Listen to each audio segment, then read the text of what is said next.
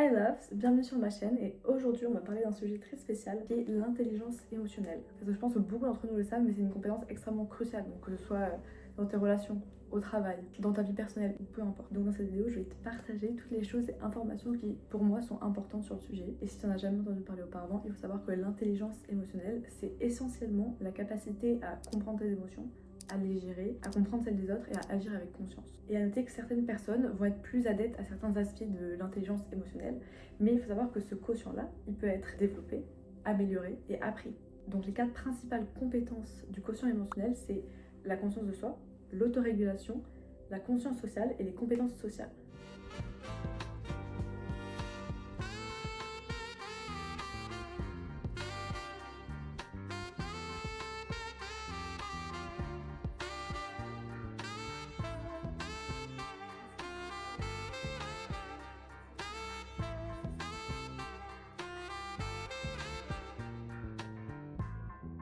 Et la première chose fondamentale à comprendre sur l'intelligence émotionnelle, c'est que tu ne peux pas contrôler ce qui va t'arriver. Tu peux uniquement contrôler comment tu vas y réagir. Et c'est par là qu'on va commencer. La conscience de soi. Donc la conscience de toi est notre capacité à identifier et à comprendre nos propres émotions et l'impact que l'on a sur les autres. Et c'est littéralement la clé de voûte de l'intelligence émotionnelle. Et parce que toutes les autres composantes de celle-ci dépendent d'elle. C'est-à-dire que comme je l'ai dit dans plein d'autres vidéos, tout commence par la conscience de soi. La conscience de soi, c'est le fondement de l'intelligence émotionnelle. Et tout va se construire à partir de là. Parce que si vous êtes conscient de vos émotions et des comportements qu'elles vont déclencher, à partir de ce moment-là, vous allez pouvoir gérer et pouvoir modifier ces émotions et ces comportements. Et je pense que beaucoup d'entre nous le savent, mais nos émotions, elles vont avoir un impact direct sur notre humeur, sur nos comportements, sur nos performances, sur nos interactions sociales. Et on a tous des émotions, tout le monde ressent des émotions constamment, tout le temps. Mais la question à se poser, c'est est-ce que je suis conscient de mes émotions, de leur impact sur mon comportement et de l'impact que ça a sur les autres. Et par exemple, j'ai remarqué dans mon entourage, les personnes qui ont plus de conscience d'elles, qui ont plus de conscience de soi, elles ont tendance à être bien plus confiantes et plus créatives. Et de manière générale, elles ont tendance à communiquer de manière bien plus efficace, d'établir des relations bien plus solides et de prendre des meilleures décisions. Et c'est pour ça que je veux insister sur le fait de passer le temps en solitude. En tout cas, personnellement, ça a été pour moi une des meilleures façons de me couper du bruit extérieur et pouvoir me reconcentrer sur ce que je ressentais vraiment, de pouvoir identifier des schémas, des comportements. Autre chose également, c'est que j'adore me parler à moi-même.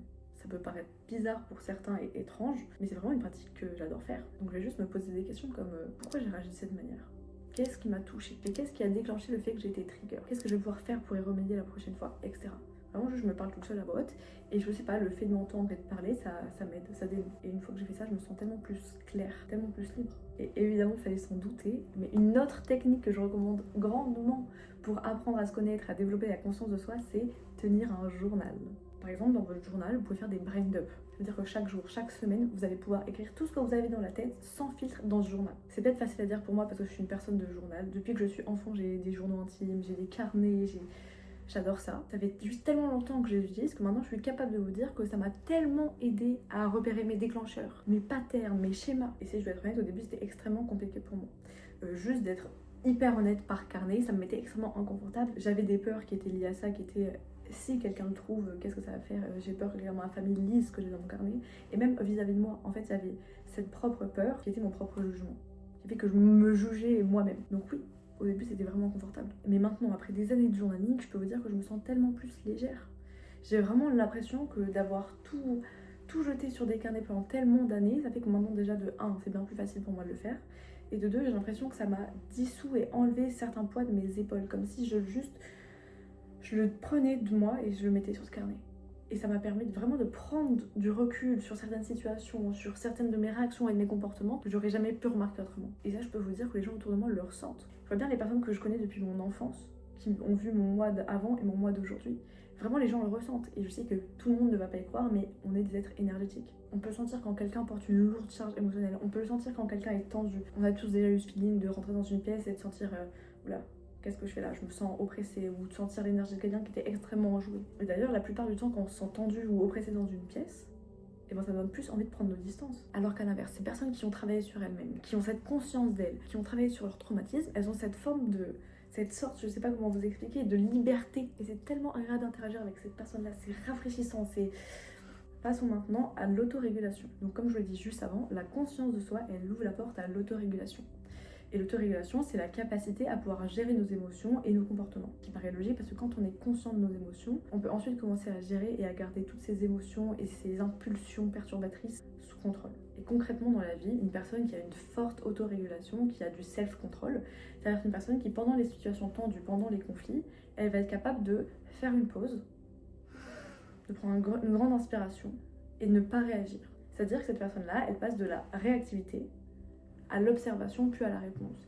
C'est-à-dire que le fait de prendre cette pause, de prendre cette inspiration pendant ces moments-là, ça va lui permettre de garder son calme. Ça va lui permettre de réfléchir avant de parler ou d'agir. Et j'en suis absolument certaine, mais on a tous connu ces personnes-là, que ce soit dans nos amis, dans nos proches, dans notre famille, qui prennent tout personnellement. C'est-à-dire que tu vas leur dire quelque chose à une certaine tournure de phrase, à un certain ton, ils vont exploser, ils vont sortir de leur gond, ils vont perdre leur sang-froid, ils vont commencer à agir, parler de manière qui ne sont pas du tout la leur, mais c'est juste par réactivité, par colère, sous l'émotion, parce qu'ils ont réagi à quelque chose. Et ces personnes-là, c'est typiquement les personnes qui manquent d'autorégulation, qui manquent de self-control. Elles vont tout prendre personnellement, elles vont toujours être dans la défensive, toujours se sentir attaquée par tout le monde. Alors que déjà, quand tu es conscient de toi et que quand tu as cette capacité à te gérer, à t'autoréguler, tu es capable de dire, ok, ces personnes-là, c'est pas contre moi. Tu es capable de te mettre à leur place et de te dire voilà ce qu'ils voulaient me donner, voilà c'était ça leur intention. Et t'en sépares, tu dis ok, ça se trouve je l'ai mal pris, hop, qu'est-ce que je vais pouvoir réagir? Pas sur ma base de l'intention, pas sur ce qui m'a fait du mal, mais sur la base réelle de ce qui s'est passé. Et quand on entend cet exemple-là, on comprend très vite que les personnes qui maîtrisent l'autorégulation, elles sont bien plus agréables à vivre. C'est bien plus agréable de passer du temps avec eux et de communiquer avec eux. Alors que les personnes qui sont toujours dans les impulsions négatives, qui sont dans la réactivité, leur émotion, leur comportement, ça va créer une réaction en chaîne qui fait que ça va impacter les autres. Et ça va commencer à irriter et à toucher les autres. Et maintenant, à force de répétition, à force de l'avoir fait, j'arrive à voir quand certaines réactions vont arriver, avant même qu'elles arrivent. Ce qui fait que ça me permet de pouvoir jouer sur ça et de pouvoir m'adapter. C'est-à-dire que dans ma tête, je me dis, ok, je me vois réagir comme ça. Je connais cette situation, ça m'a déjà arrivé. Et du coup, hop, petite pause, je me dis, ok, qu'est-ce que je peux faire pour éviter que ça arrive? Et évidemment, c'est quelque chose que je travaille toujours et que je vais continuer à travailler, je pense, tout au long de ma vie, parce que pendant une longue période, ça n'a pas du tout été présent dans qui j'étais, dans mon identité, dans ma manière d'être. Et maintenant, quand je me regarde en arrière, quand je me revois dans mon adolescence, j'arrive à voir ce chemin qui a fait que je suis devenue de plus en plus consciente et je me voyais devenir de plus en plus à l'aise dans ce que soit les événements sociaux, dans mes relations. Alors que bon, à l'époque, j'étais une personne qu'on peut dire d'extravertie, mais qui était vraiment mal à l'aise avec elle-même, le people pleaser de tout le monde. Donc c'était vraiment un chemin. Et maintenant de l'en voir, ça me fait tellement chaud au cœur. Et alors là, une chose que je vais vous proposer, et je sais que ça plaît pas à tout le monde d'entendre ça, c'est la méditation. Parce que moi, ça a été quelque chose qui m'a tellement aidée. Ça m'a permis de me créer un moment, de créer de l'espace entre ma réaction et le stimulus. Oui, je médite, ça peut durer 30 minutes, 1 heure. Là, je parle pas vraiment de ça, c'est vraiment d'avoir ces moments de conscience, de réussir à prendre ce recul, de devenir l'observateur au milieu d'une situation et de s'apaiser. Et ça aide tellement à gagner cette clarté, à surfer sur ces vagues des émotions et des réactions impulsives. Et pour ceux qui veulent commencer la méditation, évidemment, ça a plein de bénéfices sur notre cerveau, sur notre état de conscience. Mais je vais pas vous mentir, ça a été tellement compliqué pour moi au début.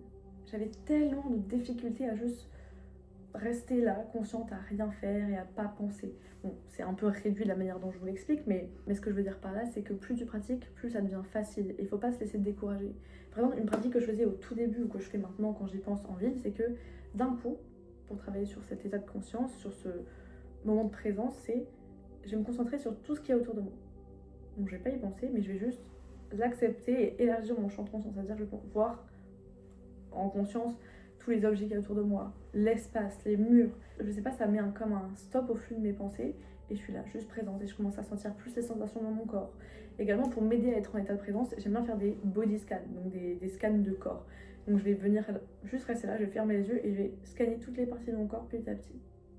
Jusqu'à faire tout mon corps et à le sentir entièrement. La méditation, ça m'a tellement aidé à gagner cette clarté, à gagner ce calme, cette paix intérieure. Quand je m'énerve, quand je veux dire quelque chose, c'est que je vais vraiment le penser et je vais choisir consciemment. C'est pas l'émotion qui va me dire de le dire, c'est pas l'émotion qui va me dicter mes actes, c'est moi qui vais choisir. Et je sais pas, j'ai l'impression que ça m'a créé comme une sorte d'espace autour de moi, une sorte de bulle bien plus douce, bien plus calme, qui fait que quand les gens me parlent, c'est pas directement moi que ça atteint.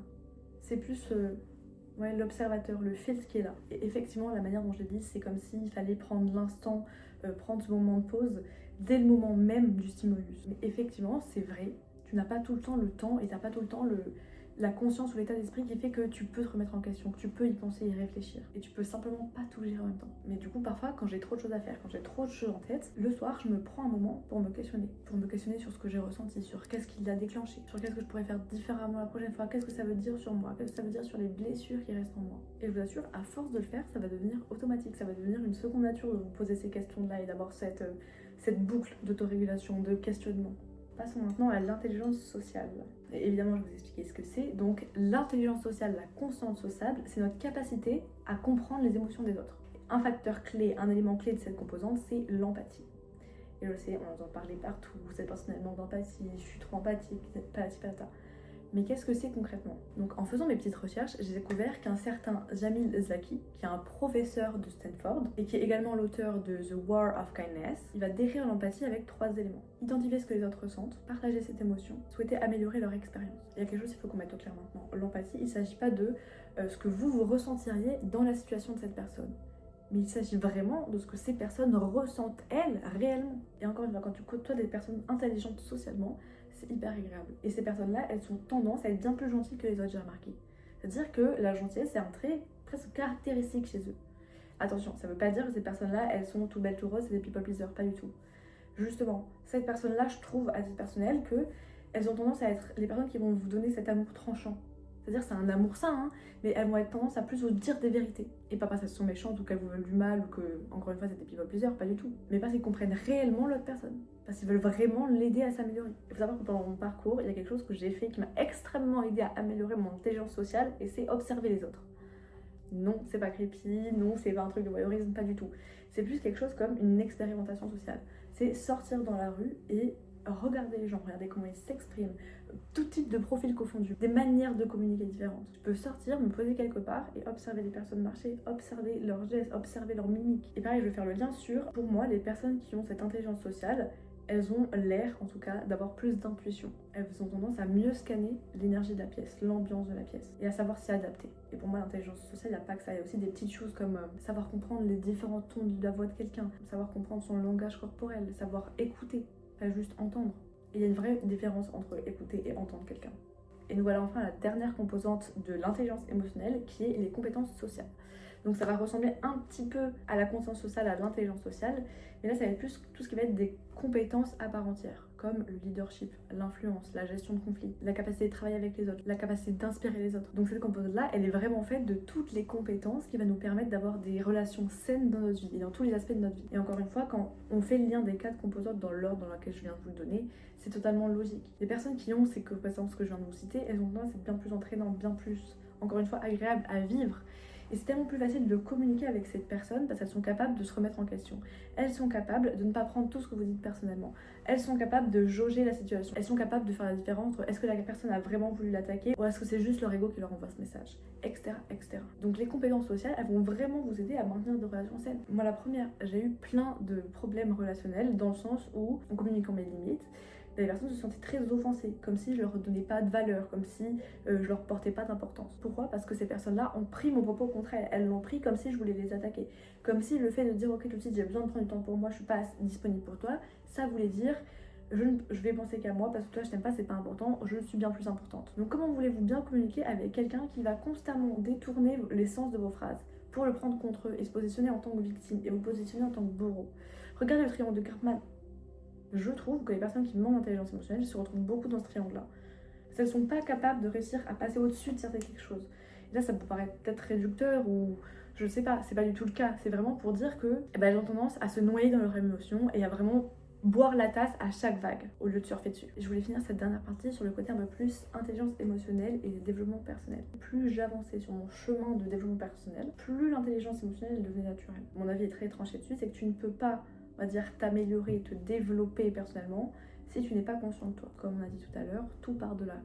Tout part de la conscience de soi. Et sur ce chemin de développement, il faut savoir que moi, il y a quelque chose que j'ai fait et qui n'était pas forcément facile à faire avant, c'était de demander des avis. Ça m'a tellement aidé à adopter différents regards sur moi-même, à me dire ok là je ne suis pas juste enfermée dans ma bulle de conscience, qu'est-ce que les autres peuvent percevoir de moi, qu'est-ce que ma perception de vie a comme impact sur la vie des autres et sur mon comportement avec les autres. Et c'est pas tout. Ça m'a aussi tellement aidé à me rendre compte de mon propre dialogue intérieur, à me rendre compte de comment je me parlais. Et c'est tellement important. T'as beau remplir les cases avant tous les composants, si la personne pour qui tu manques d'empathie c'est toi-même, je vois pas comment tu peux avancer. T'as besoin de te parler avec gentillesse, t'as besoin d'être ton meilleur ami, t'as besoin de te soutenir. Et il y a des moments pour tout. C'est-à-dire que dans ton journal, tu peux être honnête avec toi. Tu peux tout lâcher. Mais dans ton dialogue constant et journalier, il faut que tu sois ton meilleur fan. Et évidemment, si tu es coincé dans ce cycle-là, si tu te considères comme une personne avec une mauvaise intelligence émotionnelle ou une basse intelligence émotionnelle, il faut quand même savoir que, comme je l'ai dit au début, tout est possible. C'est possible de l'apprendre, c'est possible de le développer, c'est possible de l'améliorer. Et évidemment, c'est comme tout, c'est comme un muscle, ça demande du temps, un effort conscient et de la répétition. Donc oui, c'est pas forcément facile, mais sachez que rien de précieux ne vient sans effort. Wait a minute, j'ai failli oublier quelque chose d'hyper important, qui est la question d'équilibre entre émotion et raison. C'est-à-dire que l'intelligence émotionnelle, c'est pas réprimer tes émotions, c'est pas les empêcher d'arriver, c'est pas être le moine qui est toujours unbothered, et c'est encore moins être un robot. C'est-à-dire que l'intelligence émotionnelle, c'est trouver un équilibre entre la logique et les émotions.